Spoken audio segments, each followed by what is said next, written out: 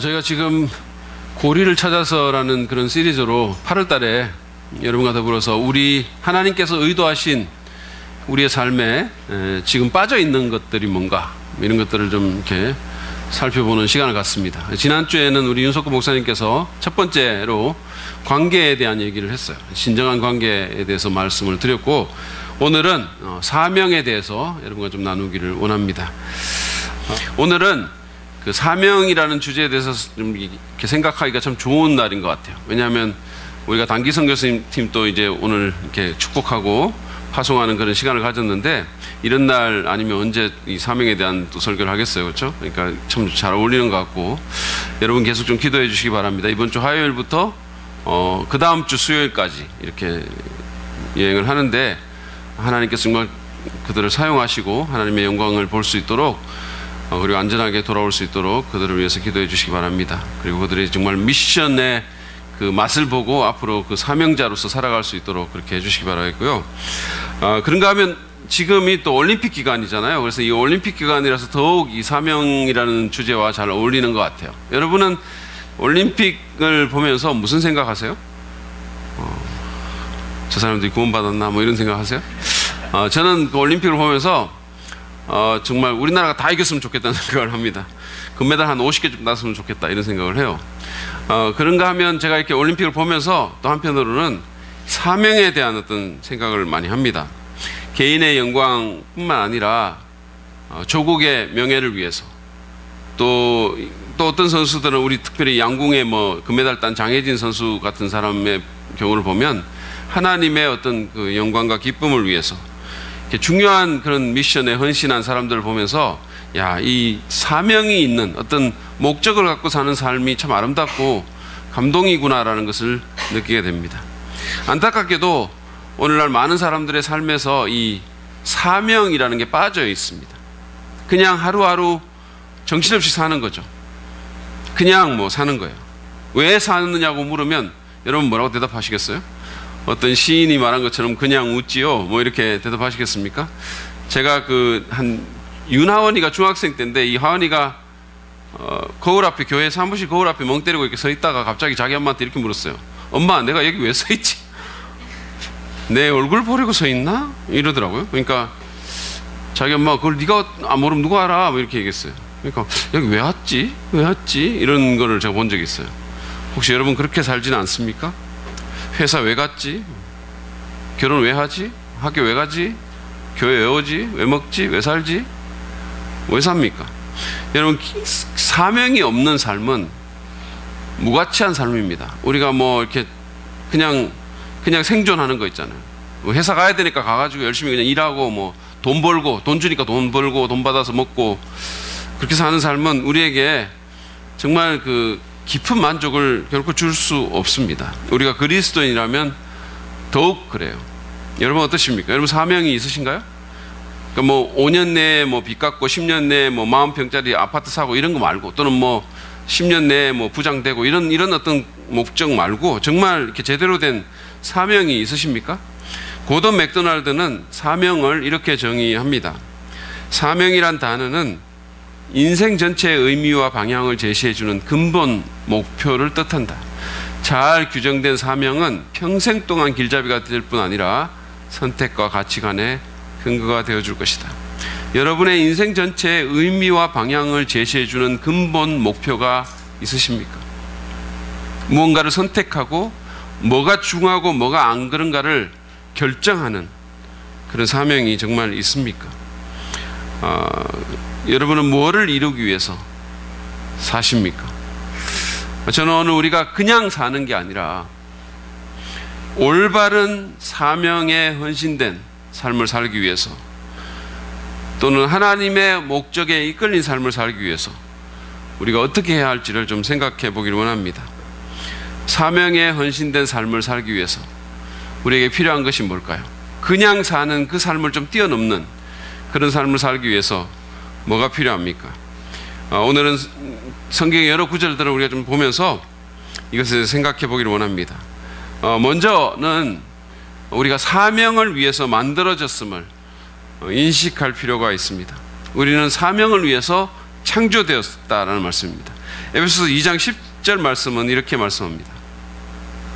우리는 하나님의 작품입니다. 선한 일을 하게 하시려고 하나님께서 그리스도 예수 안에서 우리를 만드셨습니다. 하나님께서 이렇게 미리 준비하신 것은 우리가 선한 일을 하며 살아가게 하시려는 것입니다.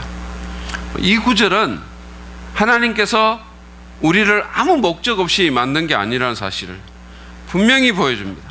하나님은 그냥 심심해서 뭐 어떤 게 나오나 한번 보고 싶어서 우리를 만드신 거 아닙니다. 또는 뭐 어떤 억지로 그냥 만든 것도 아닙니다. 그분은 분명한 목적을 갖고 우리를 만드셨어요. 그것은 우리가 선한 일을 하면서 살아가게 하시려는 것이다 라고 말하고 있습니다. 하나님이 의도하신 좋은 일, 하나님 보실 때 좋은 일, 다시 말해서 선한 사명을 위해서 우리를 만드셨고 선한 목적을 위해서 우리를 만드신 거예요.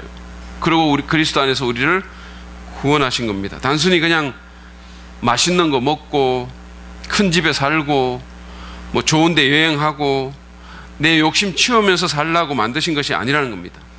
실제로 창세기의 창조 기사를 보시면 하나님께서 아담과 하와를 만든 후에 제일 먼저 하신 말씀은 그들의 미션과 연관된 말씀이었어요. 창세기 1장 28절 보시죠. 하나님이 그들에게 복을 베푸셨다. 하나님이 그들에게 말씀하시기를 생육하고 번성하여 땅에 충만하여라. 땅을 정복하여라. 바다의 고기와 공중의 새와 땅에 살아 움직이는 모든 생물을 다스리라 하셨다. 소위 문화명령이라고 일컫는 겁니다. 하나님의 조력자로서, 하나님의 공동 섭정자로서 하나님이 만드신 피조세계를 다스리고 자연환경을 관리하고 올바른 문화를 창출하라는 사명을 주신 거예요. 인간이 이처럼 사명을 위해서 만들어졌기 때문에 우리 인간이 사명에 자꾸 이끌리는 겁니다. 사명에 관심이 가는 거예요. 많은 사람들이 이런저런 이유로 사명과 상관없는 삶을 살지만 그래도 우리 안에 무언가 중요한 사명을 이루는 삶에 대한 갈망 같은 게 있는 겁니다. 동경 같은 게 있는 거예요. 그래서 목적이 이끄는 삶과 같은 책이 뉴욕타임즈의 종교, 비종교 부분의 베스트셀러가 되는 거예요. 이게 사실은 성경 구절로 가득 찬 책이거든요. 기독교 서적이에요. 목사님이 쓴 책이에요. 그런데 기독교인뿐만 아니라 수많은 비기독교인들이 이 책을 샀습니다. 왜 그랬을까요? 사실 내용은 그렇게까지 대단하지는 않아요. 이게 제가 낸 첫 번째 책 회복의 은혜보다 조금 더 일찍 나왔는데 내용이 사실은 내 책이 더 낫다고 무려 2명이나 되는 사람이, 제가 아는 사람이 말해줬어요. 제 아내와 제 아버지는 아니에요. 제가 그렇게까지 치사하지는 않습니다. 사실. 여러분, 이 책이 초대박 베스트셀러가 된 것은 타임지 기자도 분석한 것처럼 이 책의 제목과 연관이 있어요. 이 책의 제목은 목적이 이끄는 삶이라고 우리가 번역했잖아요. Purpose Driven Life예요. 목적에 이끌리는 삶이에요. 그리고 부제가 뭐냐 하면 도대체 내가 왜 여기에 있지라는 거예요. Why on earth am I here for? 도대체 내가 왜 여기 있지? 수많은 사람들이 그게 궁금한 거예요. 왜 내가 여기에 있고 왜 내가 사는가? 그리고 이 책의 제목처럼 정말 목적에 이끌린 삶을 살고 싶은 거예요. 그래서 수많은 사람들이 비기독교인들조차도 목사님이 쓴 성경으로 도배된 책을 산 거예요. 인간과 달리 동물은요, 사명을 위해서 만들어지지 않았기 때문에 그런 데 대한 동경이나 욕구가 없습니다. 저는 동물의 왕국과 같은 그런 자연 다큐멘터리를 굉장히 즐겨 보는데 그 어떤 동물도 작고 약한 동물의 어떤 권리를 위해서 헌신하거나 모두가 존중받고 사는 어떤 주토피아를 만들겠다고 나서지 않아요. 그건 영화고 실제로 그런 일은 없어요. 동물의 관심은 오직 하나입니다. 그냥 먹고 사는 거예요. 독수리가 날개를 쫙 뻗고 푸른 창공을 비행하는 것이 정말로 멋있게 보일지 모르지만 다른 뜻이 없어요. 배가 고파서 먹이 찾는 겁니다. 그리고 먹으면 그냥 끝이에요. 그걸로 만족입니다. 그러나 인간은 달라요. 먹고 사는 문제가 아무리 해결이 된다 하더라도 우리에게는 여전히 그 이상의 것에 대한 갈망이 있어요. 사명에 대한 어떤 갈망이 있습니다. 우리는 삶의 의미를 따지고 사명을 통해서 그 의미를 찾고 싶어 하는 거예요. 왜냐하면 우리가 사명을 위해서 만들어졌기 때문입니다. 사명을 위해서 우리가 만들어졌기 때문에 내 삶에 대한 하나님의 목적을 발견할 때, 그때야 우리가 참으로 참된 만족을 얻을 수 있는 겁니다.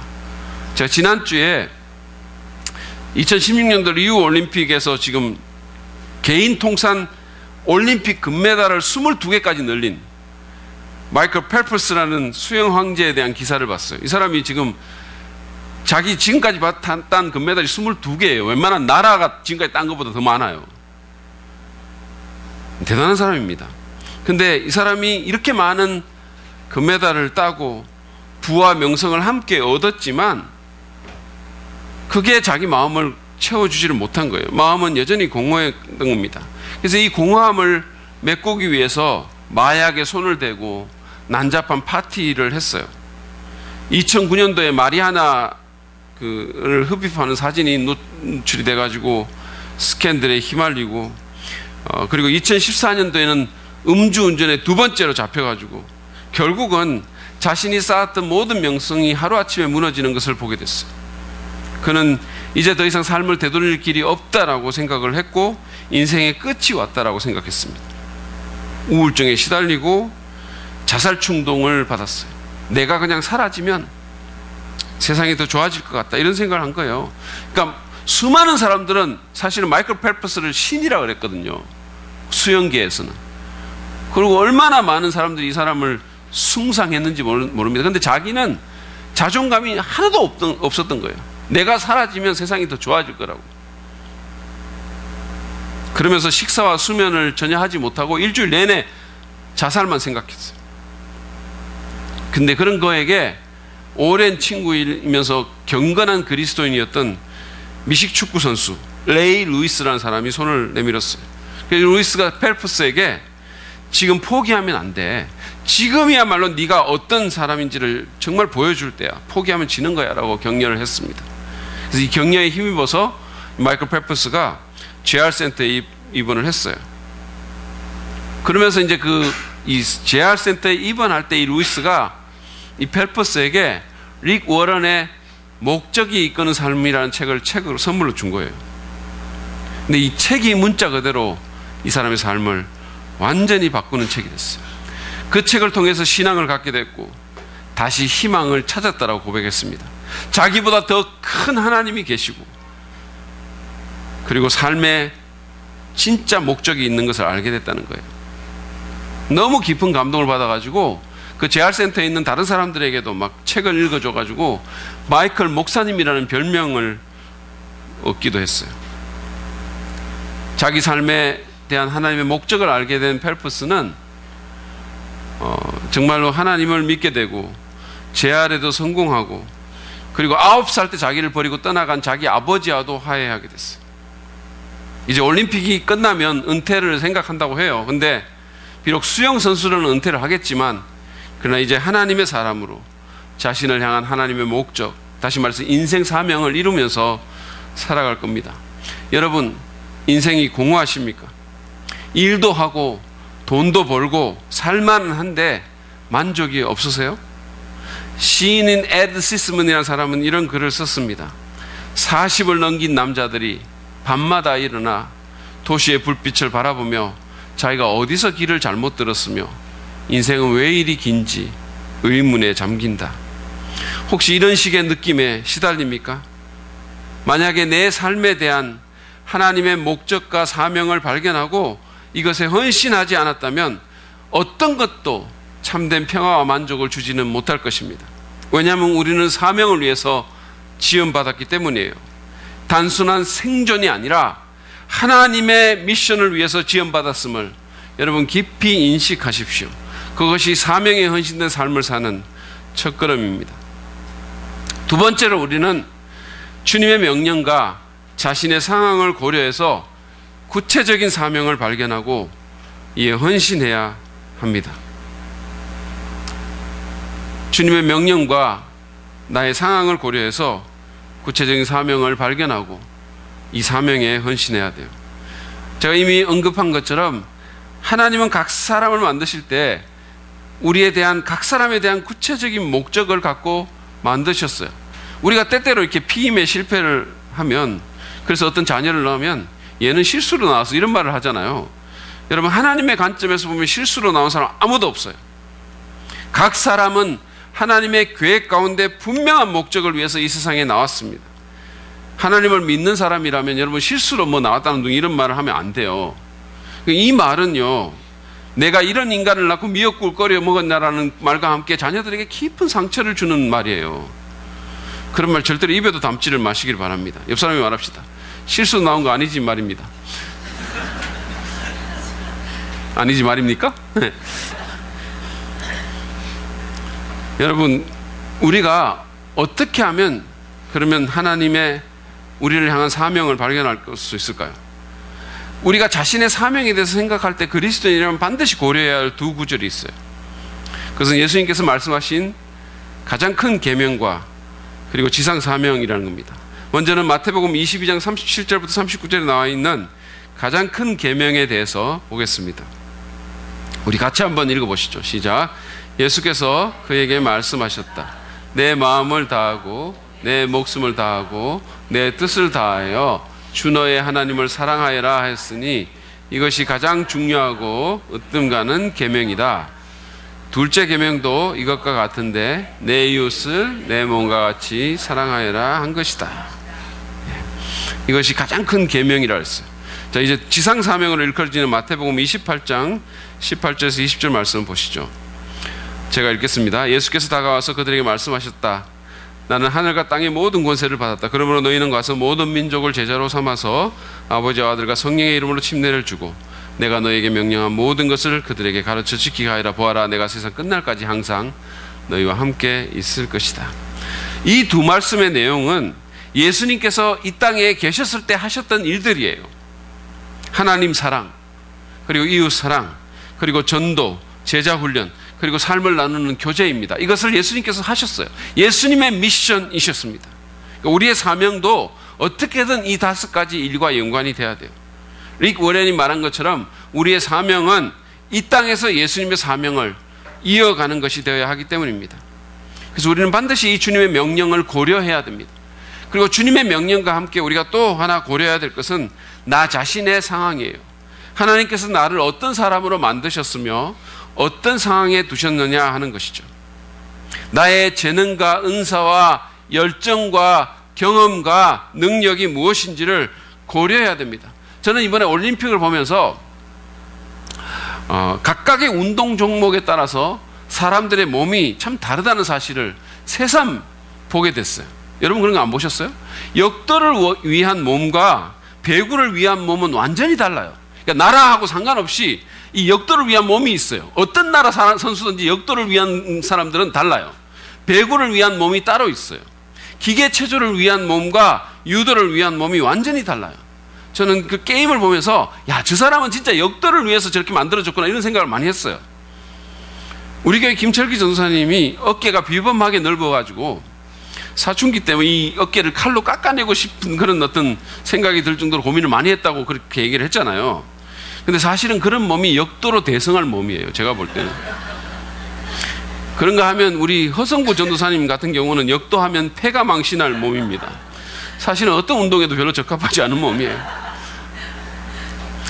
이처럼 몸이 다 다르잖아요. 그런 것처럼 우리의 재능과 우리의 마음과 우리의 열정도 다 달라요.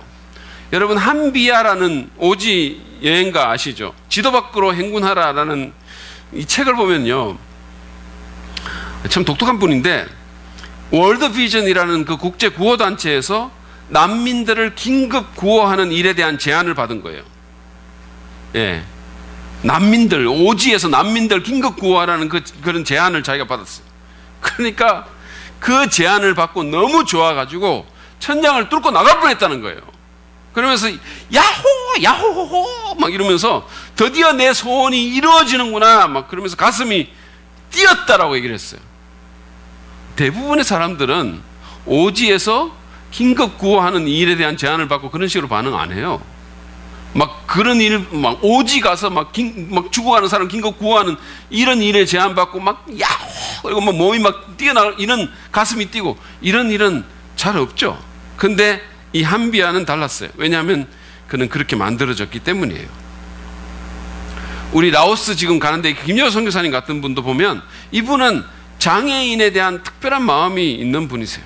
그러니까 이분은요, 그 사실은 한국에 있을 때도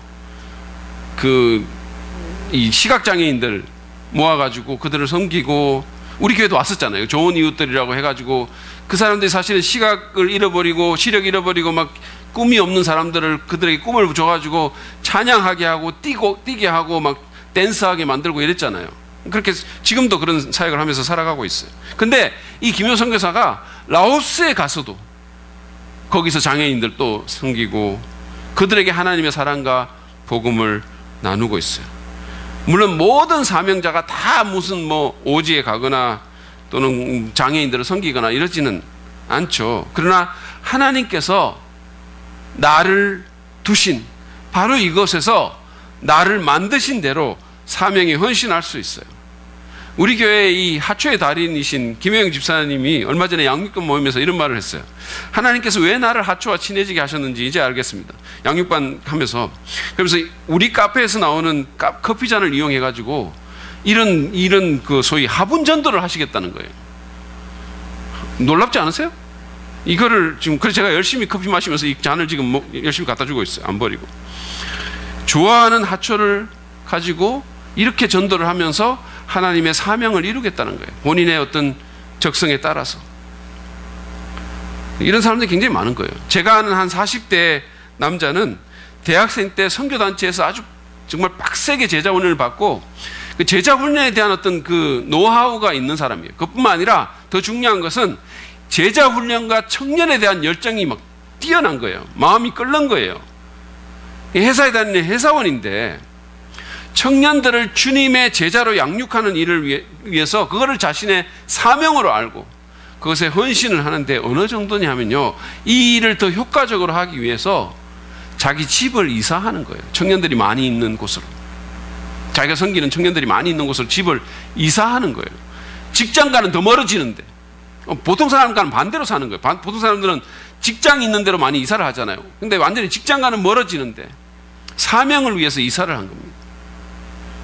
고든 맥도날드의 책에 보면 제가 전에도 한번 얘기했는데 뉴욕의 한 버스 기사가 나와요. 이 사람은 자신의 버스를 성소로 선포하면서 거기 타는 모든 손님들에게 주님의 사랑과 축복을 나눠주는 일을 사명으로 살고 있어요. 그냥 버스만 운전하는 게 아니라 이 버스 자체가 성소인 거예요. 그에게는 하나님의 성소예요. 자기는 거기서 제사장이에요. 타는 모든 사람들, 뉴욕에서 사실은 버스 타는 사람들이 얼마나 거칩니까? 얼마나 못된 사람이 많습니까? 근데 그들에게 최선을 다해서 잘해주면서 나는 버스가 아니라 성소를 몹니다라고 그렇게 스스로와 다른 사람들에게 말을 하는 거예요. 이처럼 주님의 명령과 자신의 상황을 고려해서 자신의 구체적인 사명을 발견하고 헌신하기 바랍니다. 꼭 그렇게 하시기 바랍니다. 그러기 위해서는 하나님께서 여러분의 인생을 향해서 계획하신 그 사명을 확실하게 이해를 해야 되고, 그리고 그냥 살지 않고 그 사명을 이루는 삶을 살도록 결단해야 됩니다. 여러분이 이 말을 정말로 저는 주의 깊게 들어주셨으면 좋겠어요. 사명이 밥 먹여주냐 뭐 이런 식의 세상의 비아냥거림에 신경 쓰지 마십시오. 사명이 우리에게 쌀로 만든 밥은 안 줄지 몰라도 우리 영혼의 밥은 줍니다. 그리고 많은 사람을 유익하게 만들 겁니다. 그냥 편하게 나만을 위해서 살고 싶은 그런 유혹을 뿌리치도록 합시다. 소파에 누워가지고 뭐 그냥 휴대폰 뭐 리모컨 갖고 계속 이거 돌리고 있고 뭐 이러면 편하긴 편하겠죠. 그런 인생이 무슨 의미가 있습니까? 사실 편함의 유혹을 뿌리쳐야 됩니다. 특별히 여러분, 그리고 이 그림자 사명이라는 여기에 빠지지 않도록 내 본성과 이기심을 쫓을 때 자연스럽게 끌리는 신적 사명의 대용품에 만족하지 않도록 정말로 주의해야 돼요. 사람들이 뭔가 이렇게 사명에 대한 갈망이 있거든요. 뭔가 그런 것이 있어요. 그러니까 그런데 그림자 사명에 그냥 빠져버리는 거예요. 이를테면 이런 거예요. 목사인 제가 한 성도 한 성도를 잘 가르치고 양육해서 그들을 그리스도를 닮게 만드는 것이 저의 사명이에요. 이것이 하나님이 제게 주신 사명이에요. 우리 교회에 여기 계시는 한 분 한 분을 정말 주님 닮게 만들어주고 도와주고 기도해주고, 이게 제 사명이에요. 전도하고 복음 전하고. 근데 그런 사명보다는 교회를 더 크게 만들어가지고 더 많은 사람들을 끌어모으고, 그래서 내가 세상적으로 더 유명해지고 더 영향력 있는 사람이 되게 하는 이런 사명에 빠지게 되면 그건 그림자 사명인 거예요. 세상적인 성공으로 내 목회를 이루려고 한다면 그것은 뭔가 사명 비슷할 수는 있어요. 그렇지만 그것은 사명이 아니라 그림자 사명이에요. 우리가 여기에 빠지지 않도록 정말 조심해야 돼요. 그리스도인으로서 우리는 내 출세나 내 사업 성공이나 나와 내 가족의 안녕과 부귀 영화보다 더 나은 사명을 가져야 돼요. 그것보다는 더 나은 사명을 가져야 됩니다. 그걸로 만족해서는 안 되는 거예요. 여러분, 우리가 얼마나 쉽게 만족하는지 몰라요. 하나님은 우리에게 더 큰 것, 더 위대한 삶을 주기를 원하는데 우리는 너무 쉽게 별 것도 아닌 걸로 만족해 버리는 거예요. 자칫하면 그림자 사명에 빠져들기가 얼마나 쉬운지 모릅니다. 사람들을 변화시키고 하나님 나라를 확장시키고 정말 내가 주님의 사람으로 영향을 미치는 것보다 세상적으로 성공하고 뭔가 성취하고 이루는 그런 사명으로 만족하는 경우가 얼마나 많은지 몰라요. 우리를 일상에 눈이 팔리게 만들어서 신적 사명을 이루지 못하게 하고 그저 동물처럼 나만을 위해서 살게 만들고 내 욕구, 내 성공만을 위해서 매진하도록 하는 사단의 계계에 빠지지 않아야 할 것입니다. 여러분은 사명을 발견하셨습니까? 그리고 그 사명에 헌신하셨나요? 고든 맥도날드는 우리의 사명을 글로 적어보라고 하면서 사명 선언문에 포함된 5가지 요소를 제시를 했어요. 첫째는 사명은 하나님의 영광과 그분의 성품을 드러내는 거룩한 삶을 염두에 둔 것이어야 한다. 그러니까 여러분이 인생에서 추구하는 것이 뭐야 되냐면 거룩한 삶이라는 거예요. 그것이 우리의 사명의 하나의 사명이 되어야 된다는 겁니다. 두 번째로, 사명에는 자기 세대를 향한 정의와 봉사에 헌신해야 한다는 것이 포함되어야 한다. 그러니까 나만을 위해서가 아니라 뭔가 섬기고 봉사해야 되는 거죠. 세 번째로, 사명에는 예수님의 구원 사역과 사람들을 악에서 건지는 그분의 능력을 직접적으로 증거하는 부분이 포함되어야 한다 그랬어요. 복음 전도에 대한 것이 포함되어야 된다는 겁니다. 네 번째로, 사명에는 어떤 식으로든 피조 세계의 조화에 대한 관심과 책임이 포함되어야 된다.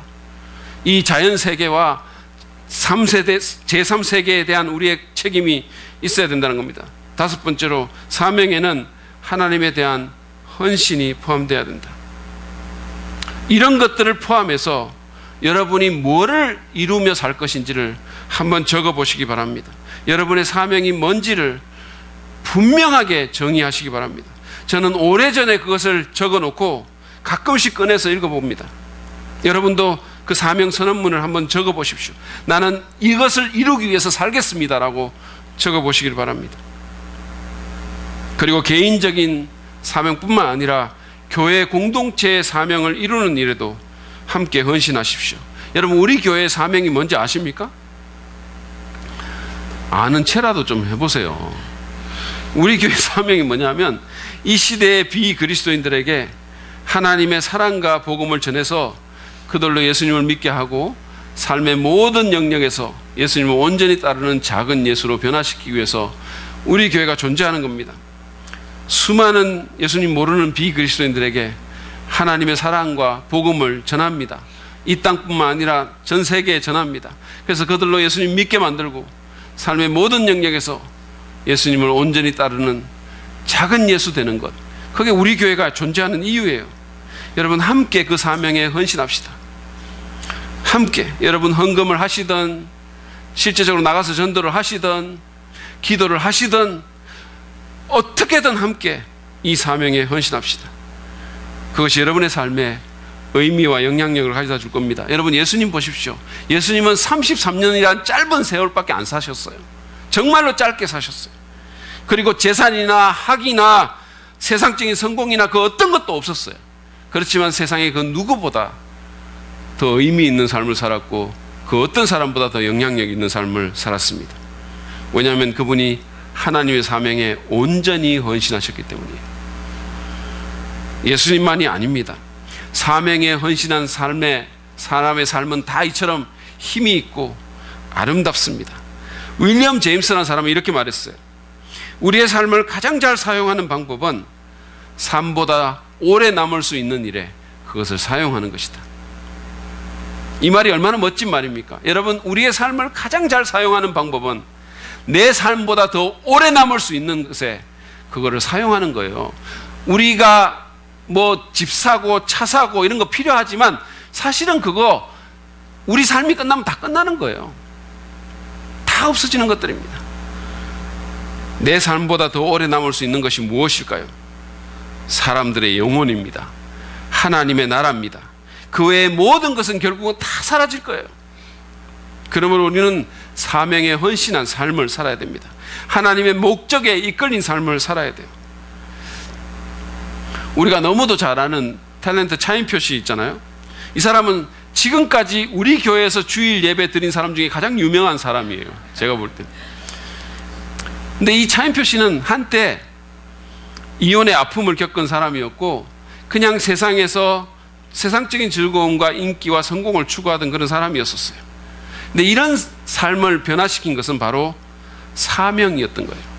그가 자기 아내 시네라를 통해서 국제 어린이 구호단체인 컴패션과 연결됐고 그 단체와 손잡고 어린 아이들을 섬기는 것이 자신의 인생 사명임을 알게 됐어요. 서정희 목사님이 저한테 얘기를 하는데 이분이 얼마나 이 사명에 열정적이고 헌신적인지 자기들 스태프들 모여가지고 회의하는데도 다 참석한다는 거예요. 컴패션 스태프들 모여가지고 전략회의 하는데도 막 온대요. 열심히 와가지고 막 아이디어를 내고 그런다는 거예요. 비전 트립도 수차례 같이 가고 사실은 컴패션 밴드 같은 거는 이분이 낸 아이디어예요. 이 사람이 낸 아이디어인데 그걸 해가지고 얼마나 거기에 정말 열정적으로 헌신하고 돈 쏟아붓고 투자를 했는지 몰라요. SBS의 힐링 캠프라는 그 프로그램 출연했을 때는 아예 작심하고 컴패션 건물에서 녹화를 했잖아요. 자기가 거기서 녹화하자고 말을 했대요. 그래서 컴패션 건물에서 녹화를 해가지고 정말로 수많은 후원자를 모았어요. 2주 만에 10,000명의 어린이들이 후원자를 찾은 거예요. 그것 때문에. 그는 스스로 이렇게 말을 해요. 내 직업은 배우지만 내 사명은 꿈을 이룬 아이들을 섬기는 겁니다. 그 사명이 그의 삶을 의미 있고 풍요롭게 만들었어요. 여러분, 그의 말을 직접 한번 들어보실래요? 컴패션의 후원자 겸 자원봉사자가 되면서 저희는 수십 명 아이들의 부모가 되었고 그전에는 만질 수도 없고 꿈꿀 수도 없었던 또 다른 세상을 선물 받았습니다. 이게 바로 사명이 하는 일이에요. 여러분, 사명을 발견하고 사명에 헌신함으로써 또 다른 세상을 선물 받으시길 바랍니다. 그런 축복이 여러분에게 있기를 바랍니다. 오늘 우리는 현대인의 삶 가운데 빠져있는 하나의 고리, 사명을 회복하는 방법에 대해서 생각해 봤어요. 그것은 우리가 사명을 위해서 창조되었음을 인식하는 것이고 주님의 명령과 자신의 상황을 고려해서 구체적인 사명을 발견하고 이것에 헌신하는 것이라고 얘기를 했어요. 저는 여러분이 정말로 이거를 그냥 넘기지 말고 또 하나의 설교라고 생각하지 말고 이 부분에 대해서 심각하게 한번 고민해 봤으면 좋겠어요. 그리고 아직 여러분의 신적 사명이 구체화되지 않았다면 오늘을 계기로 분명히 구체화시키기를 바랍니다. 목적이 이끄는 삶 같은 책을 안 읽으시면 한번 읽어보시면서 한번 써보세요. 내가 뭐를 위해서 존재하고 무엇을 이루며 살아야 될지를. 그래서 그 사명을 분명히 하고 사시는 여러분 되시기 바랍니다. 스티브 잡스가 1980년 당시에 최고의 마케팅 실력자였던 존 스컬리 펩시콜라 사장을 애플에 영입하기 위해서 공을 들이다가 끝내 거절하는 그에게 이런 말을 했습니다. 앞으로 평생 설탕물이나 팔면서 세월을 보내고 싶습니까? 아니면 세상을 바꿔놓을 기회를 갖고 싶습니까? 이 말이 이 사람의 마음을 흔들었어요. 펩시콜라 사장의 마음을 흔들었어요. 그리고 그는 며칠 후에 그 당시에는 별로 그렇게 크지도 않았던 애플로 옮겼어요. 평생 설탕물만 팔면서 살 것입니까? 아니면 나와 함께 세상을 바꿔놓겠습니까? 세상을 바꾸고 싶어서 옮긴 거예요. 여러분 어떤 인생을 살기를 원하십니까? 주님은 우리에게 말씀하십니다. 평생 돈이나 모으면서 그냥 살래? 아니면 나와 함께 세상을 바꿀래? 우리가 우리를 향한 하나님의 목적과 사명을 발견하고 이것에 헌신한다면 주님은 우리를 통해서 세상을 변화시킬 것입니다. 여러분 주변의 세상과 여러분이 만나는 수많은 영혼들을 변화시킬 것입니다. 그런 축복이 우리 모두에게 있기를 간절히 바랍니다. 이 시간 우리가 하나님 말씀